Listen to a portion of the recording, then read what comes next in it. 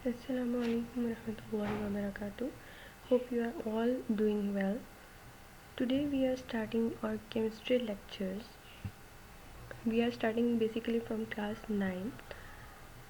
I hope in lecture से आप topics को easily समझ सकते हैं एंड खुद से भी लिख सकेंगे because basically we are working on TCC, that is to clear concepts.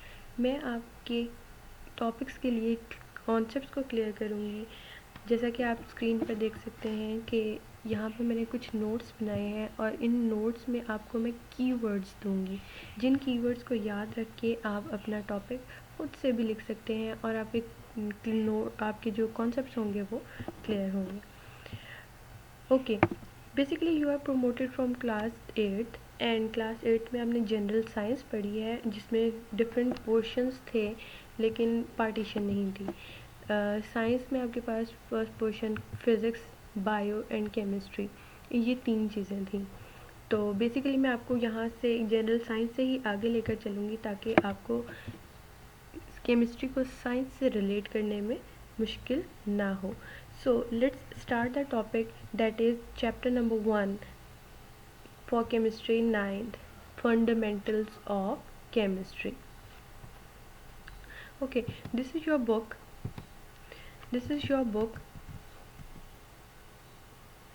Let's see the content of your book. Basically you have 8 chapters in your book and we are starting from chapter 1, the fundamentals of chemistry. और ये आपकी बहुत easy सी book है, कोई issue नहीं है, इंशाल्लाह we will complete it. Okay, let's start our lecture. Who is the father of science? Who will tell me the father of science? Galileo. Galileo is the father of science. Similarly, when we move towards chemistry, the father of chemistry is Antoine Lavoisier.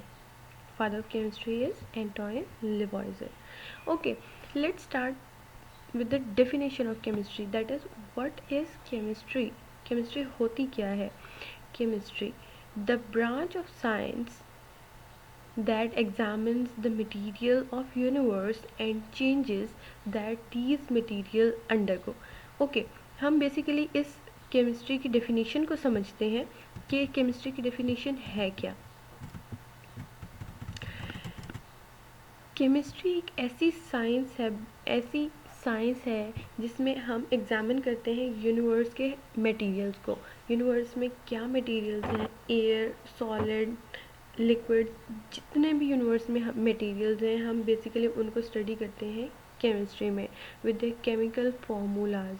ठीक है, chemically जो है हम study करते हैं chemistry में material of universe को and changes that these material undergo. अब उन मटेरियल के अंदर चेंजेस क्या हो रही हैं वो भी हम केमिस्ट्री के अंदर स्टडी करते हैं। For example you have ice आपके पास है एंड उसका केमिकल फार्मूला है H2O। ठीक है, H2O आइस का भी केमिकल फार्मूला है, लेकिन जब हम उसको हीट करते हैं तो उसके अंदर क्या चेंजेस आती हैं वो चेंजेस भी हम स्टडी करते हैं केमिस्ट्री में। So basically the branch of science that examines the materials of universe and changes that these materials undergo. Okay जी, केमिस्ट्री के जो की पॉइंट्स हैं वो ये 4 पॉइंट्स हैं जो मैंने यहाँ आपके सामने मेंशन किए हैं। Basically all chemistry is derive from these 4 points. Number 1 is chemical compounds. हम केमिस्ट्री में क्या स्टडी करते हैं? Chemical compounds. जैसे कि मैंने आपको बताया है कि मटेरियल्स ऑफ यूनिवर्स, ठीक है, मटेरियल्स ऑफ यूनिवर्स जितने भी हैं हम उनके केमिकल कंपाउंड्स जो हैं वो स्टडी करते हैं। जैसे हम नॉर्मली बोल देते हैं वाटर, ठीक है, तो वाटर का केमिकल फॉर्मूला क्या होगा? H2O। तो हम इस तरह से केमिस्ट्री में ऑल यूनिवर्स मटेरियल्स जो हैं वो स्टडी करते हैं with the chemical compounds. Number 2 is composition. अब जो आपका कंपाउंड है वो बना किस चीज़ से हुआ है? जैसे वाटर की एग्जांपल ले लेते हैं। Water H2O, it is composed of hydrogen and oxygen. ठीक है। तो हम केमिस्ट्री में स्टडी करते हैं chemical compounds, their composition. The third one is chemical structure. Let's take the example of water again. Water H2O, composition hydrogen and oxygen, and chemical form structure क्या है इसका, एक ऑक्सीजन एंड साथ दो hydrogens attach हैं with covalent bond. These are all studied in chemistry. The fourth one is chemical properties. फिर हम उनकी केमिकल प्रॉपर्टीज़ को भी स्टडी करते हैं कि इनकी केमिकल प्रॉपर्टीज़ क्या हैं, जैसे वाटर का बॉइलिंग पॉइंट क्या है, उसका मेल्टिंग पॉइंट क्या है, अगर हम उसको हीट कर दें अबव 100 डिग्री सेंटीग्रेड तो क्या होगा. These all are about summary of chemistry. हम केमिस्ट्री में ये 4 पॉइंट्स जो हैं वो स्टडी करते हैं, ये आप लोगों को फिंगर टिप्स पे याद होने चाहिए. ओके जी, let's move towards our next topic that is branches of chemistry. Branches of chemistry में भी जो सामने आपके नोट्स हैं, मैंने यहाँ पर आपको बहुत शॉर्ट से की वर्ड्स जो है यहाँ पे ऐड किए हैं आपकी डेफिनेशन के लिए, ताकि आप सिर्फ और सिर्फ की वर्ड्स याद करें और आपको एक जो ब्रांचेस हैं इनकी डेफिनेशन ऑटोमेटिकली याद हो जाए. Okay, the number one is physical chemistry. What is physical chemistry? As we are seeing its name, physical. Physical means appearance. यानी appearance में हमें जो नज़र आ रहा होता है, कोई भी केमिकल कंपाउंड है उसका रिएक्शन जो हमें नज़र आ रहा होता है वो हम स्टडी करते हैं फिज़िकल केमिस्ट्री में.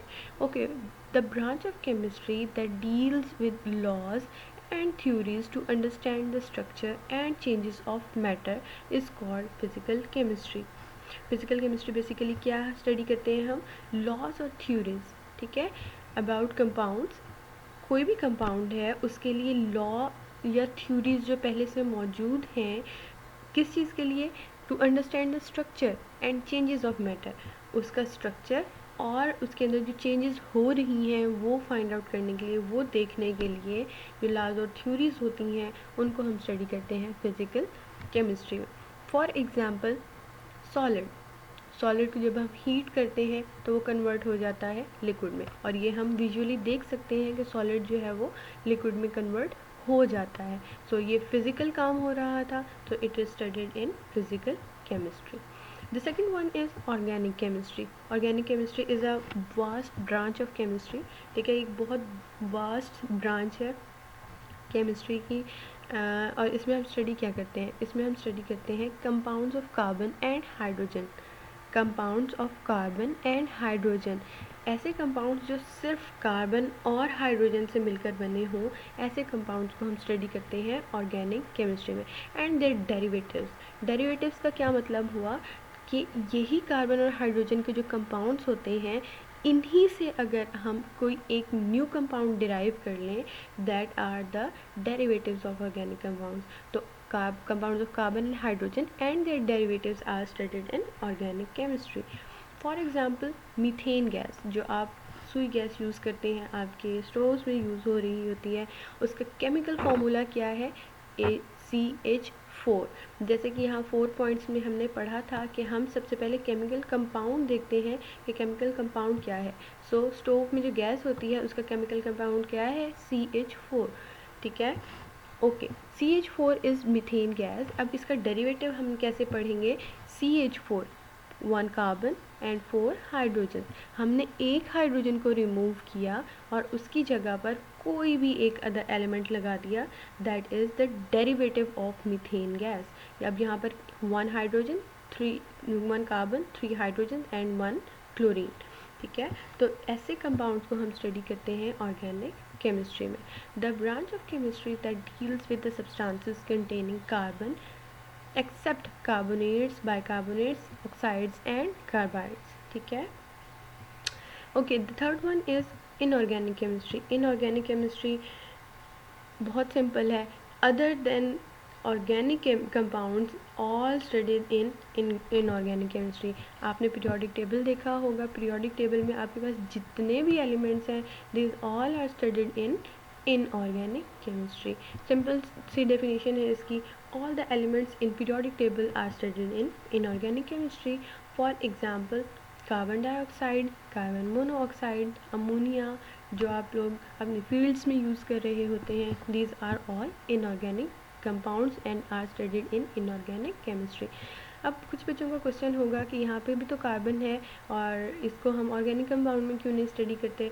Because it has no hydrogen. हमने यहाँ पर पढ़ा कार्बन एंड हाइड्रोजन के कंपाउंड होने चाहिए, लेकिन यहाँ पर हमारे पास सिर्फ कार्बन है, हाइड्रोजन नहीं। That's why it is inorganic compound. Okay, the fourth one is biochemistry. What is biochemistry? Bio means living, ठीक है। Let's take the concept. Bio means living, chemistry means compound. Simple definition बन गई कि ऐसे compounds जो हमारे living body में use हो रहे होते हैं, that are all studied in biochemistry. For example respiration, the process of respiration, या हम ब्रीथिंग ले रहे होते हैं, हम ब्रीथिंग कर रहे होते हैं, हम ऑक्सीजन को अपने अंदर इनहेल कर रहे हैं, तो ऑक्सीजन के साथ अंदर जाकर क्या केमिकल रिएक्शन हो रहा है, ठीक है। अब हमारे अंदर हो रहा है, लिविंग बॉडी के अंदर हो रहा है वो रिएक्शन, तो it is studied in biochemistry. Proteins, doctors आपको कहते हैं आपके अंदर प्रोटीन्स की कमी है, तो वो आपकी लिविंग बॉडी के लिए बात कर रहे होते हैं, और ये प्रोटीन का जो स्ट्रक्चर होगा ये कंपाउंड होगा, so it is studied in biochemistry. So these are all studied in biochemistry. Okay, let's see the definition of biochemistry. The branch of chemistry that deals with the physical and chemical changes that occur in living organisms is called biochemistry. मेरे ख्याल में अब definition आपको बहुत clearly समझ आ गई होगी। Physical and chemical changes that occurs in living organism is called biochemistry. हम क्या करते हैं, जो एक लिविंग बॉडी के अंदर फिज़िकल नज़र आ रही होती है हमें, यानी इंसान बड़ा हो रहा है, किस तरह से बड़ा हो रहा है, and all that physical changes and chemical changes जो हो रही होती हैं उसकी बॉडी के अंदर। फॉर एग्जांपल टेम्परेचर हो गया, अब वो टेम्परेचर किस वजह से हो रहा है, केमिकल कंपाउंड क्या था इसके अंदर, कोई बीमारी हो गई है उसका केमिकल कंपाउंड क्या है, जो हमने मेडिसिन दी है उसका केमिकल कंपाउंड क्या है, उसने किस तरह से रिएक्शन किया है। These are all studied in biochemistry. Okay, the fifth one is industrial chemistry, the simplest branch, the simplest definition. Industry हम एक इस ऐसी चीज़ को कहते हैं जहाँ पर एक छोटी सी अमाउंट में नहीं, एक बहुत लार्ज स्केल पे आपकी किसी भी चीज़ की प्रोडक्शन हो रही होती है, ठीक है। तो इंडस्ट्रियल केमिस्ट्री भी वैसी ही इंडस्ट्रियल केमिस्ट्री है। So the main keyword for industrial chemistry is on large scale, ठीक है। तो हम कंपाउंड्स को जब सिंथेसाइज करते हैं लार्ज स्केल पे, that is studied in industrial chemistry. अब आपका क्वेश्चन होगा कि इंडस्ट्रियल केमिस्ट्री की ब्रांच अलग से क्यों बनाई? इसकी ब्रांच इसलिए अलग से बनाई कि जब हम कोई रिएक्शन बहुत छोटे से स्केल पर कर रहे होते हैं, हम लैब में कर रहे होते हैं, एक बीकर में कर रहे होते हैं, उसकी कंडीशंस चेंज होती हैं। लेकिन जब हम बहुत बड़े बड़े कंटेनर्स में कोई कंपाउंड सिंथेसाइज कर रहे होते हैं, तो उसके लिए हमें अलग कंडीशंस चाहिए होती हैं, सेपरेट कंडीशंस हम लोग को चाहिए होती हैं। So these conditions are studied in industrial chemistry, ठीक है। Okay, let's see the definition. The branch of chemistry that deals with the methods and use of technology in large scale production of useful substances is called industrial chemistry. On large scale is the key word for industrial chemistry. और होता क्या है, methods and use of technology, कि हम कौन सा method use करके हम अपने केमिकल की प्रोडक्शन लार्ज स्केल पर कर रहे हैं, वो हम स्टडी करते हैं इंडस्ट्रियल केमिस्ट्री में। For example H2SO4 sulphuric acid की प्रोडक्शन जो है वो कैसे हो रही है, अमोनिया जो आपकी खाद होती है जो आप फील्ड्स में लगाते हैं, जाहिर है वो लैब में तो सिंथेसाइज नहीं हो सकती, बहुत लार्ज स्केल पे जो है वो सिंथेसाइज होती है, वो किस तरह से सिंथेसाइज होती है, these are all studied in industrial chemistry. Okay, the sixth one is nuclear chemistry. You all know about nucleus. What is nucleus? Yes, the central part of atom is called nucleus. अब nucleus के अंदर atom का जो nucleus होता है उसके अंदर जो चेंजेस हो रही होती हैं वो हम स्टडी करते हैं न्यूक्लियर केमिस्ट्री में। Basically changes in atomic nuclei is studied in nuclear chemistry? Okay, definition is the branch of chemistry that deals with the changes that occur in atomic nuclei is called nuclear chemistry. Atomic nuclei में जो भी changes हम study करते हैं वो हम सारी study करते हैं न्यूक्लियर केमिस्ट्री में. फॉर एग्जांपल रेडिएशंस, जो हमारे कुछ कंपाउंड्स होते हैं जिनके अंदर से रेडिएशन निकल रही होती हैं, वो हमारे एटॉमिक न्यूक्लियाई की वजह से निकल रही होती हैं, तो हम उनको स्टडी करते हैं न्यूक्लियर केमिस्ट्री में. Okay, the seventh one is environmental chemistry. Environmental chemistry, बिल्कुल आपके नेम से हम देख सकते हैं what is environmental chemistry. Environment में जो चेंजेस हो रही होती हैं, हमारा एनवायरनमेंट क्या है, हमारी एयर है, पोल्यूशन है, ठीक है. तो ये जो एनवायरनमेंट में चेंजेस हो रही होती हैं, जो एनवायरनमेंट में हमारे केमिकल कंपाउंड्स होते हैं, और उन केमिकल कंपाउंड्स का हमारे ऊपर यानी ह्यूमन बीइंग्स के ऊपर क्या इफ़ेक्ट हो रहा होता है, वो हम स्टडी करते हैं एनवायरमेंटल केमिस्ट्री में. जैसे आपको डेफिनेशन इसके नेम से पता चल रहा है. तो the key word for environmental chemistry is chemical compounds in environment and their effects.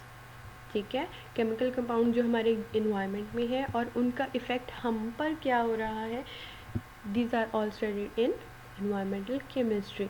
Okay, let's see the definition. The branch of chemistry that deals with the chemicals and toxic substances that pollute the environment and their adverse effects on human beings is called environmental chemistry. Toxic substances, chemicals जो भी हमारे environment में होंगे और उनकी वजह से हम पर क्या इफ़ेक्ट हो रहा होगा, वो हम स्टडी करते हैं एनवायरमेंटल केमिस्ट्री. फॉर एग्जांपल, आप सबने सुना होगा ओज़ोन लेयर डिप्लीट होती जा रही है, जिसकी वजह से आपकी ग्लोबल वार्मिंग इंक्रीज़ होती जा रही है, जिसकी वजह से जो हमारी गर्मियों का लाइफ स्पैन है वो आहिस्ता आहिस्ता इंक्रीज़ होता जा रहा है, और जो हमारी विंटर्स हैं वो कम होती जा रही हैं. ये चीज़ हम स्टडी, अब ये अबाउट एनवायरनमेंट है, तो इस चीज़ को हम कहाँ पर स्टडी करेंगे, एनवायरमेंटल केमिस्ट्री में. Okay, eighth one, the last one branch of chemistry is analytical chemistry. बहुत ज़्यादा सिंपल है. The branch of chemistry that deals with the methods and instruments for determining the composition of matter is called analytical chemistry. एक ऐसी branch chemistry की जिसमें हम methods और instruments को देखते हैं कि हम अगर बॉइलिंग पॉइंट अगर हमने फाइंड आउट करना है तो हम उसके लिए क्या इंस्ट्रूमेंट यूज़ करेंगे और हम उसके लिए क्या मेथड यूज़ करेंगे लैब में. तो इस चीज़ को हम स्टडी करते हैं एनालिटिकल केमिस्ट्री में. जैसे कि मैंने आपको यहाँ पे बताया कि समरी ऑफ केमिस्ट्री में आपके पास क्या आ जाता है, composition. Second one is composition. अब ये कंपोजिशन हम फाइंड आउट करते हैं कहाँ पर, एनालिटिकल केमिस्ट्री में.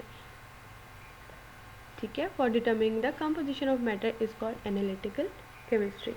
Okay, this is all about today's lecture. I hope you will find it helpful for you. So inshallah these are all series lectures. आज हमने फर्स्ट टॉपिक पढ़ा. इंशाल्लाह नेक्स्ट वीडियो में आपको सेकेंड टॉपिक भी समझाया जाएगा और इसी तरह कॉन्सेप्ट बेस पे समझाया जाएगा ताकि आप रट्टे के बजाय ख़ुद से समझ कर लिखना सीख सकें. Okay, wish you good luck. अल्लाह हाफ़िज़.